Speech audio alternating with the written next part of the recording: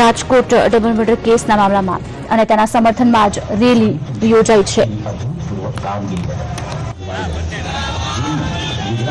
Rajkot double murder કેસના મામલામાં જે 2 લોકોના મોત થયા હતા તેના વિરુદ્ધમાં લોકોએ રેલી યોજી છે। આજ અંગે વિગત આપશે અમારા સંવાદદાતા રહીમ લાખાણી જોડાયા છે। રહીમ, આ સમગ્ર ઘટના શું હતી, હવે અત્યારે આગળ કયા પ્રકારની કાર્યવાહી કરવામાં આવશે અને રેલી પણ યોજાય છે તેવા પણ સમાચાર પ્રાપ્ત થઈ રહ્યા છે, સમગ્ર વિગત જણાવશો। જે રીતના વાત કરવામાં તો ગત 2 તારીખના રોજ થોરાળા પોલીસ સ્ટેશને એવી એક જાહેરાત કરી હતી કે થોરાળા પોલીસ સ્ટેશન વિસ્તારમાં આવેલ જીઆઈડીસી પાસે ગેંગ વોર થઈ છે ને તેમાં સામે 2 લોકોના મૃત્યુ થઈ ચૂક્યા છે, જેમાં શક્તિ ઉર્ફે પેંડો અને પ્રકાશ લુણાગરિયા જે ધાંગધ્રાનો છે।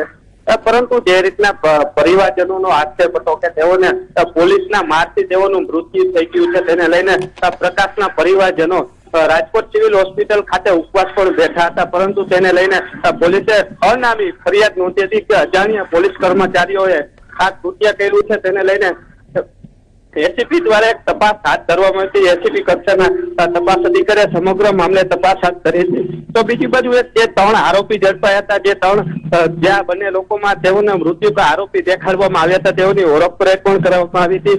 તેમાં થોરાળા પોલીસ સ્ટેશનના પીઆઈ છે ગરુ, તેમને ઓળખી બતાવવામાં આવ્યો। ત્યારબાદ થોરાળા પોલીસ સ્ટેશનના પીએસઆઈ સોલંકી છે અને તે જ પોલીસ સ્ટેશનના 3 જે પોલીસ કર્મચારીઓ છે તેની હાલ ધરપકડ કરવામાં આવી છે। તો આ સમગ્ર મામલે પોલીસ કમિશનર દ્વારા 12:30 વાગે એક પ્રેસ કોન્ફરન્સ કરશે અને સમગ્ર હકીકત પણ બહાર લાવશે। જી આભાર રહીમ, સમગ્ર માહિતી આપવા બદલ। વધુ અપડેટ્સ મેળવતા રહીશું।